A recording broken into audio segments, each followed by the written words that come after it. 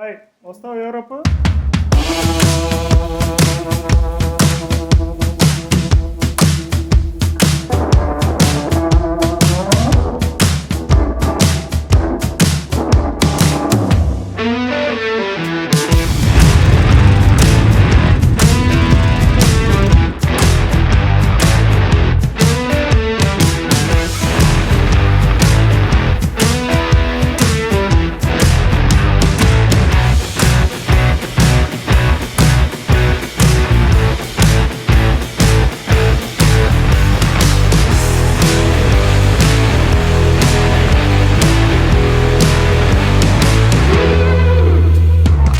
Hey guys, good morning, good afternoon, good evening, wherever you are and when you're watching this, welcome to new vlog. In case you're wondering what's this background with this new face, I have come to EICMA. Yeah, I wanted to keep it as a surprise, that's why I'm here. And this is where EICMA is happening. So we got the media pass for today and tomorrow. I'm in a hurry to head to the TVS live presentation. Let me finish the process and get inside and talk. Okay, I need to go to hall number 18, that's on the left. The Royal Enfield event happened at 9 o'clock. The moment I landed at the airport at 7:30, so by the time I get the bags, go drop your stuff in the hotel, and then come back here. It's a long story, but took me a decent while. I wanted to see the TVS one, and also after this there's Norton. That's going to be big news for premium bike lovers in India. Wow, didn't expect it to be this big and huge. Man, this is a biker's paradise. I mean, this is a huge exhibition center. Cycles, we should bring out our vision alive.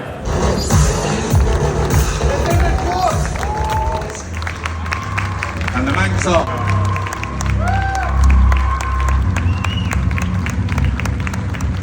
Please welcome the Atlas and the Atlas GT.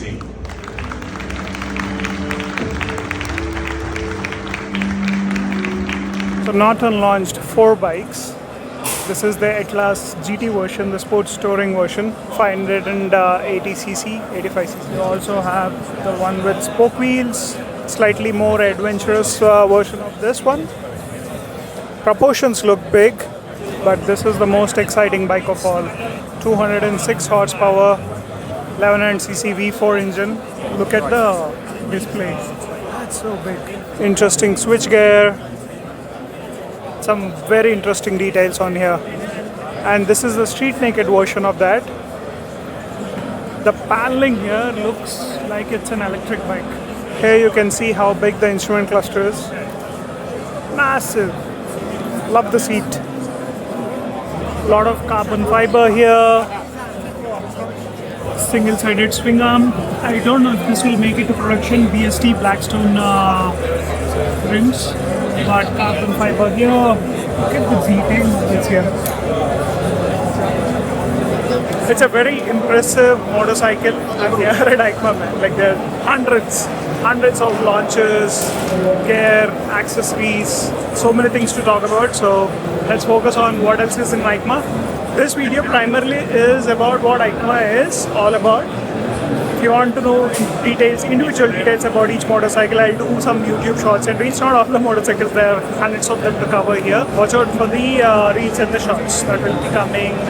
By the time you see this video, they'll be on the channel. Okay? Chalo, let's check out what's there in EICMA. We have our own Indian brand, Groww. I use these tires quite extensively, not the off-road ones or the regular road variant ones. But I use these track variant ones for my RC390, especially because the Pro Pack. And I love these. They last long.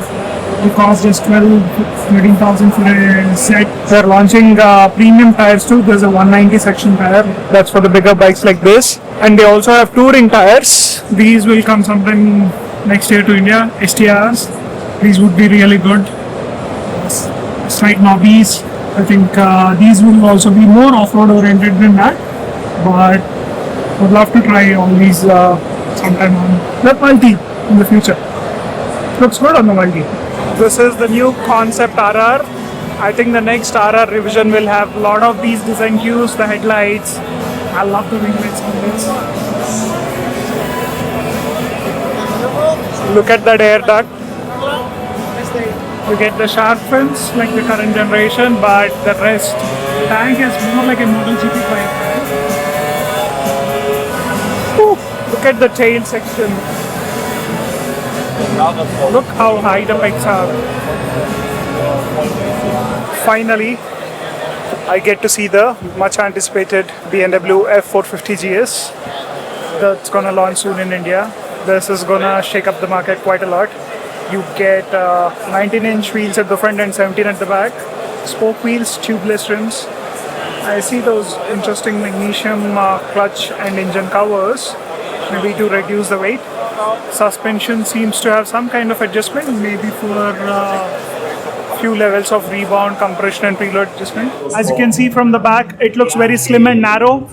When I sat on it and stood on it, the ergonomics feel fine to me though, but it's just too narrow still. It has a full instrument cluster from the bigger bikes, the 900 GS. So not sure about how it will be priced. And you get the headlight inspired from the 1300 GS.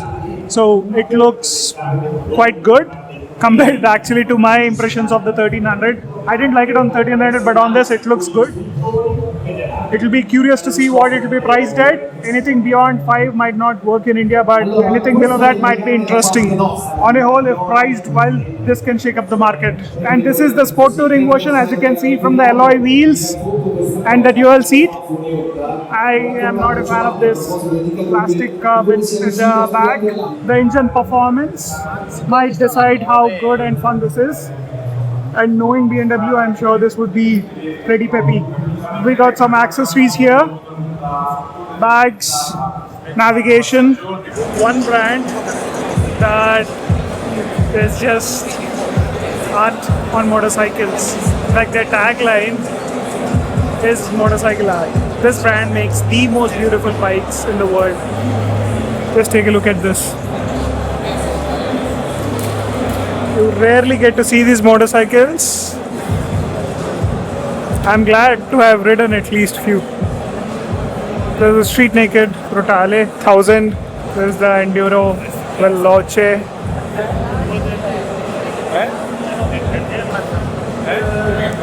I hope these bikes come to India, man, so we get some choice. Like, look at these. Look at these pipes, the quad pipes. And I think this is the latest launch. Brutale Stereo. Just exotic. Quad exhaust. Damn. Look at this band that goes up the center. Small design touches like this small air scoop here. This is ultimate luxury motorcycle. And you see the best part is this light. We have all seen single cylinders, twin cylinders, the triples of the Triumph, the 4 cylinders, inline 4, V4s, L-twins, but this is the most unique engine design that I've seen. It's a 5-cylinder one. Just look at the ones at the top.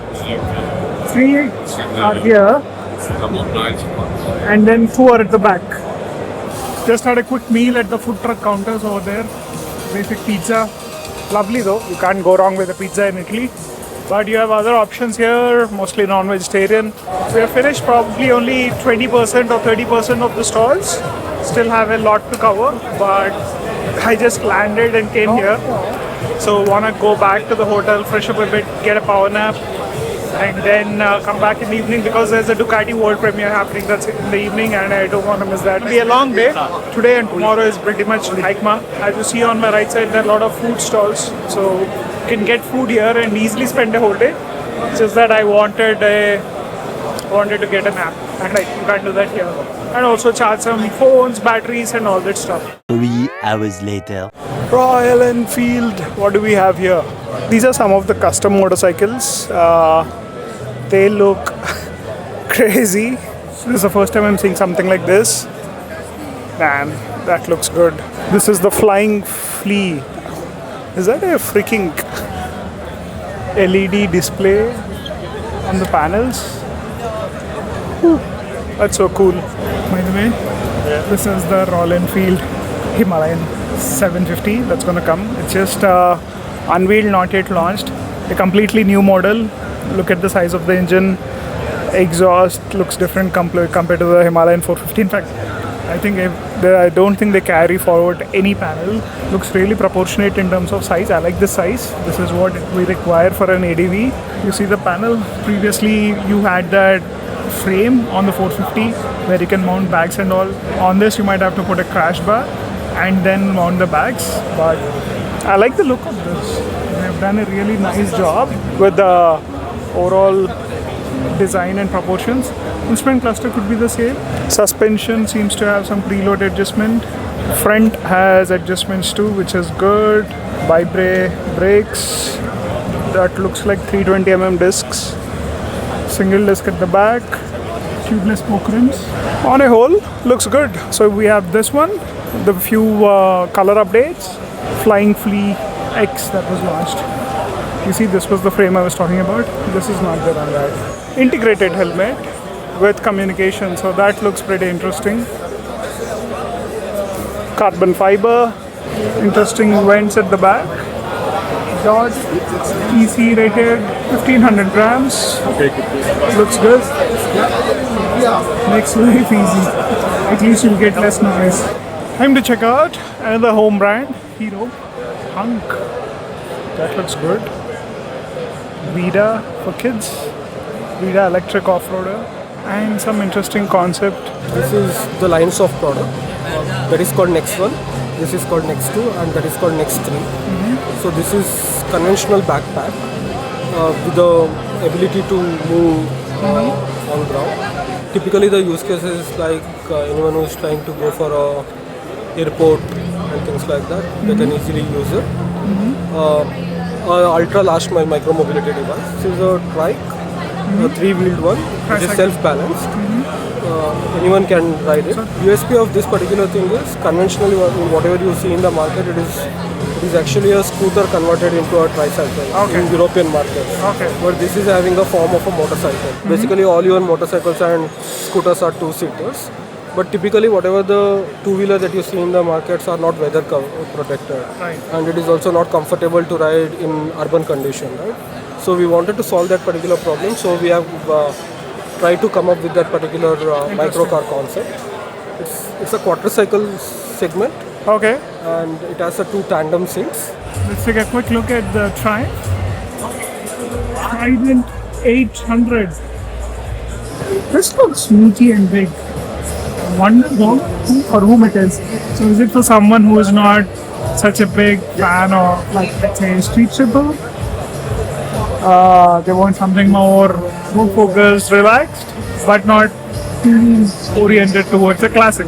These are the ADVs, 900, 1200s, 800s, 660s. Time to check out my favorite brand, Ducati. Very confident for the future, and this is the reason why we enter into this 2026 with a lot of expectation. And actually this is the logo on which we started celebration. So a company with a lot of history, 100 years, with a fantastic technology in the product, incredible racing success, and actually events like the WDW, in which Bill invited all of you. It will be very special because actually we do our centenary WDW next year in Misano, and believe it, will be a remarkable party. With all that said, we are ready to enter into the bulk of the presentation. Some of the new models are already shown here, and so we see already some of the models that we described by Giulio, but many other are even more interesting, and Giulio will guide us to that. With all said, thank you very much for being here. These are some of the new launches by Ducati. First is the Sakamoto SP. It's a completely new bike, a new engine, 890cc, which is almost 16 kilos lighter than the previous one. Also, we have some special editions, like the yellow is back again with the Panigale V2, Street Fighter V2s, and we have some Corsa editions in the Street Fighter V2. I like this paint scheme. You see this design here. This is really good. We also have it in the Panigale V2. Then we have the XT that's going to come to India soon. Echo's edition of Panigale V2. This you can buy, by the way. Echo's winter livery. And you also have Mark Marquez livery. I just love the design here. Looks really good. So you have the 250 Desmo. That's a new launch here. That's the upcoming Desert X. Looks so good. It's gonna launch in February. Look at that headlight. That's changed quite a lot. It's also much leaner than before. As you can see, it's all empty. Day 1 of EICMA is done. After the Ducati event, didn't have much to cover. I mean, they were shutting it down by 8 p.m. But for the Ducati event, they kept it open. But on a whole, a very good day, but a very busy and tiring day, even though I didn't come for 2-3 hours. Tomorrow I'll be here all day. I don't know if I'll be coming back on the 6th because that's when the public comes. Today, even with the media press access, it was so crowded. I didn't expect that, but it was a fun day, man. Tomorrow I'm gonna do some reels and shorts about various motorcycles and then some photographs. Otherwise, that's it for today. See you tomorrow. This is going to be a one single vlog, day 1 and day 2. Hey guys, good morning. Day 2 here in Milan for the EICMA 2025, and this is where I'm staying. It's an Airbnb. Please don't mind the mess. It just reminds me of a scene in a Telugu movie, the Venkatesh movies. People from maybe Telangana would understand that. Anyway, this costed me what, 9,000 per night. A hostel was costing 6,000 per night. So I thought, yeah, just why not stay some in a place where you can have some space. As you can see, the views are basically, it's an apartment. This is how it feels staying in a Milan apartment. Let me quickly show you the stay, and then once we head out for the event, I'll show you what's the commute like, where I'm staying, okay? One thing to keep in mind when you're traveling abroad is to carry these locks. Even it's much needed in a hostel, and these rooms it's not needed. But this apartment's kind of old. I'll tell you how. See this lock? Never seen this lock. The owner stays here. Nice, bright sunset today. Loving the weather. Washroom here. When you take a shower in places outside India, you understand the luxury of space that we have in India. So please appreciate that much more than what you do right now. Because when you travel, that's when you know it. Anyway, this owner kept it really nice. He's not here most of the time. I met him yesterday evening when I quickly came back. Kitchen, hall, a nice cute little balcony. Kind of cold today. In the morning around 6 o'clock, it was what, 5-6 degrees.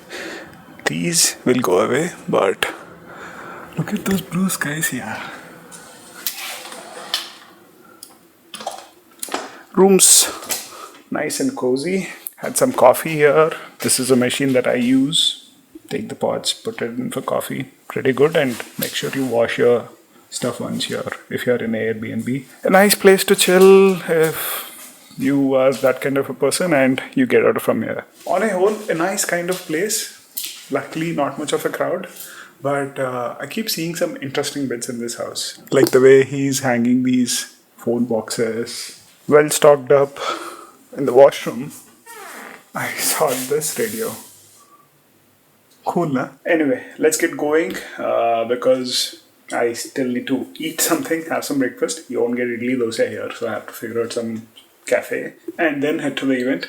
Time for day 2 at EICMA. We'll finish some shorts and reels mostly. Otherwise, it's going to be only about anything that we missed yesterday. And today it seems more crowded than yesterday. One bike I would love to see in India is the CBR 600RR. Take a look at the small wings here, and also this under-seat exhaust, adjustable suspension at the back and the front. This would be like a perfect track bike. Instrument cluster is simple. I don't know happens usually with Honda. They got the 5-blade bag. This would be perfect if they can get it to India and price it around less than 20 lakhs. What a looker, man. What a looker. This part is very old school.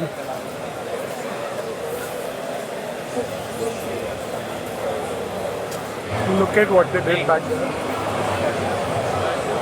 This is the Evotech stall. That's Mike with the media. It's just that we've used these products quite a lot. I mean, without knowing how they're made. I was just checking the videos and it looked really cool in terms of the production facilities that they have. The quality is something you can't go wrong with Evotech. It's a small company based out of Britain. I asked them to make an Indian flag here. They have British and Italy flags here as an accessory, but that would be cool, right? Some of the products that they use, the bar ends, the quad lock adapters, the brake levers, and this is the ultraviolet section. This is the first time I'm seeing the Shockwave, and to be honest, I really like it. We've seen these launched in India already, so there is nothing new here. They're primarily focused for the European market, but these are products that are already available or going to be available soon in India. Seeing a homegrown brand present in EICMA is always nice, but seeing all the other products, this looks very simple and easy. 14.5 bhp, 120 kilometers top speed. This is the F99. That looks really good. The way this slopes in forward, almost till the front fender. It's so cool. We have the F77 that you can go check out in the nearest showrooms. The Tesseract scooter. I think this would be a good disruptor in the market. Like a traditional scooter, but good in size. And this is the X47. This would be a good commuter semi-tourer. It's just that for me with ultraviolet, I'm not a big fan of this instrument cluster. They have such a big case around the main screen, so this looks small. They have some telltale lights, but then they could have integrated that better. It's just that looks too small. That's the only gripe for me with this. This is the Cardo collaboration that they have. It's a carbon fiber helmet, enables communications integrated with the instrument cluster. For European market, it's an ECE 22.06. I wish they can release the ECE 2206 to India also. Best part about this helmet, weighs only 1380 grams. If you ever wondered how ultraviolet looks without all the fairing and all, I'm seeing a lot of interesting helmet tech, integrated speakers, Cardo and Schubert. Here in Shoei, they do headset display on the sun visors. Let's go check it out. EICMA is a French-based company, and we're doing a collaboration with Shoei. So this is our technology over here that is going to project all of the information on the sun visor, and it's connected directly to your phone. So you can see the speed, the GPS, if there's any danger, also your notifications, your calls. You could just arrange it with your phone.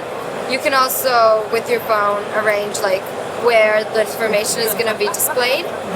That I want to see in India is this one, the XSR 900 GP.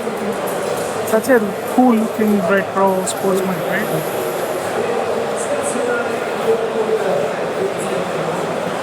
Not sure how many of these bikes will we ever get to see in India, but it's just that we're missing out on a lot of stuff, to be honest. I just want this bike, and again, another beautiful product that we are not getting in India. The MotoGP World Superbike bikes are here. R7, as you know, R1's not being sold anymore, so you get the R7, R9 and the R3. This we get in India, but I don't think it's working out well for them. That's the R9 in black and Yamaha blue. Nice integration of the wings, but the tail section looks quite high. This is the GY TR edition R1. Would love to maybe ride it someday if we get a chance. Adventure bikes. sport tourers. I always like this XSR 900. Looks retro and cool. You might have seen the Badlands jacket that I wear, right? This is a slightly updated one. Small changes in terms of updates here, where the neck rubs, the zips, and they have also changed the armor to Rogue. I'll tell you more in a short while. But climb jackets, people usually assume they're only for cooler weathers. With all these vents open, you can ride them in Indian weather conditions. But please keep in mind, in summer, no jacket can be good. Even a mesh jacket will be very hot. If you still want something mesh, they do have other options. Let me show you them. So there's the Baja ISPO jacket, mesh jacket. These work well. For me, Climb has the best quality compared to any riding gear out there. The fit is something personal and subjective based on the body. But in terms of the quality of the product, I've used Climb for the last 6 years and I love it. Except for their shoes. That I was not a big fan of. They didn't last too long as much as I expected. But I would want to try a Badland something like this would go well with our Ducati. Baja is the summer riding gear. Carlsbad is the step above with some waterproof protection in Gore-Tex. And the one step above is the Badlands Pro. And this is the new X1 Alpha, 1600 grams. Looks good in carbon fiber. This is the new Rogue protective armors that are there on the Climb gear. An interesting fact that I was just told is, if you see the numbers behind, you get 2 T plus and T minus. T plus means it's tested for roughly 40 degrees centigrade. T minus means it's tested at minus 10 degrees centigrade. 2 is the level 2 armor. A lot of people are not aware of these readings. They think any armor is good. Any level 2 is also not the same level 2. So make sure it's T plus and T minus. There are different 4 levels of testing. For instance, there's the chest protector, which has only T minus and level 1. They also have new helmets. This is the GT1 Expedition one. I'll tell you the cool thing about it. You see the light that's kind of mimicking the heat. It's pretty hot here, but not here. I don't know if you can see the partition here. This is treated for UV, and you can feel, like, let's say you're riding in the sun for 10 to 12 hours, it won't feel as hot with this visor compared to the regular ones. So this is the GT2 Expedition helmet. It might seem heavy at 1750 grams, but keep in mind this is a modular helmet. Let me show you how it works.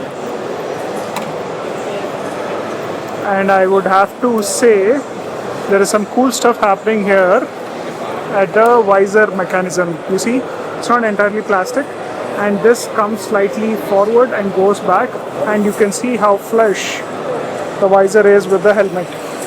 That's new. You see, it has come forward and then goes back. Climb also have some lighter gear in case you're looking for something lighter than the Bajas. Basically a fabric with level 1 protection for shorter rides, and their standard induction jacket which sells well in India with some leather on the shoulder pads. It wasn't as much of walking as the day before, but still I think we did 20,000 steps or something, and not much to cover. Either way, enjoyed EICMA quite a lot. Will I come again next time? That's for a later video. For now, I'm just going to take some time off, explore a bit of Europe.